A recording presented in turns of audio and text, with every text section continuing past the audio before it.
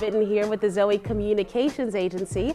I'm talking with some folks who are going to be a part of the Cedar Hill Chamber of Commerce's Bold Business Convos event happening September the 23rd through the 25th. Today, I am chatting with my friend, Pastor Becky Hennesy. She is on our panel that's all about co-laboration, not just collaboration, but co-laboration. And she is one of the pastors at Trinity Church. Say hey, Pastor Becky. Hey, everybody. I like that co-laboration. That's pretty cool. Yeah, because collaborating can be laborious. One of the things I love about Trinity Church is how invested you all are in the city. So tell me why that is. Why does Trinity Church choose to be so connected with the city of Cedar Hill? Well, to be honest with you, Jim had this aha moment. He is actually at lunch with the Mayor Frankie, and Alan Sims, and talking about the city and how we can use our Christian testimony. And he heard the voice of God at lunch. That's where it usually happens. With the city manager and the mayor, and God spoke to him and says, I want you to resign pastoring Trinity Church. And Jim's just like, what? Resign the church? Things are finally going good. And, just right after that, the thought came, I want you to pastor the city. Wow. And so that changed everything for us as far as how we did ministry. No longer were we just caring about Trinity Church people coming and going and what was going on there. We cared about the whole city. We cared about all the churches. Mm-hmm. We cared about all the families. And that meant we cared about the schools. That meant we cared about the businesses thriving. We cared about, who moved into our community. And it just changed. No longer were we just pastoring a little local congregation. The city was our congregation. That's good. And so we just looked for broken places or places that we can actually have something to help and bring some, help to, and that's where we're at. That's really lovely. That's beautiful. It sounds, a lot of times when we're talking about collaboration, it sounds really beautiful. It sounds really good until we find ourselves in the trenches. So tell me, what is one thing that you've learned about collaborating that maybe you didn't know when you started?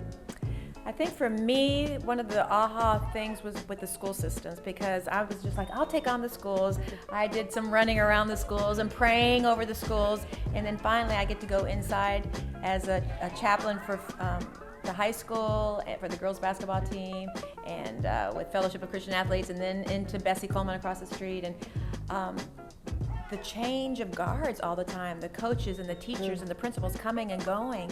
And so you build this relationship and you come up with a plan. Yeah. Like Bessie Coleman's right across the street from our church, and so we adopt this, and we're going to help be mentors, and we're going to come alongside the principal, and then he texts me and says, hey, I'm leaving, That's really hard. Yeah. That's really hard with the movement of people when because you get more done when you can work with people who stay. Yeah.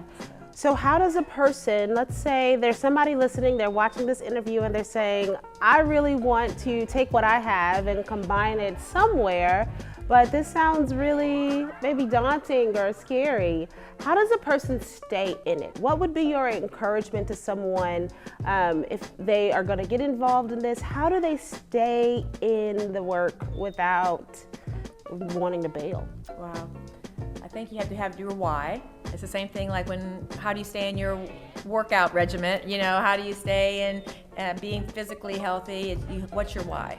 How do you stay in a marriage? What's your why? Mm-hmm. And so if you care about the community, if you care about something more than just yourself, if you can just look out and say, hey, there's a world out there and I am here for a purpose, for a reason, and it's not just all about me, but there might be some people that I could help, and so therefore I want to become a foster parent, or I want to volunteer in the schools, or I want to get on a committee with the city that I care about the parks and recreation, just some area. What's your passion? And I think that's really important for me, is to connect where my passion is, because if I just see a need and I go there, it's going to get hard. Yeah. And I need that caring. I need that thing that I'm passionate about. I think that's really important for people to recognize the fact that there is something for everybody. There's something within the city that can fulfill your why, that can fulfill your passion. I think sometimes we are looking from the outside in and we're thinking, well, I really am interested in the arts, but I don't see any arts here, or I'm really interested in this thing and I don't see it here. Well, if it's not here, there's probably a place for it.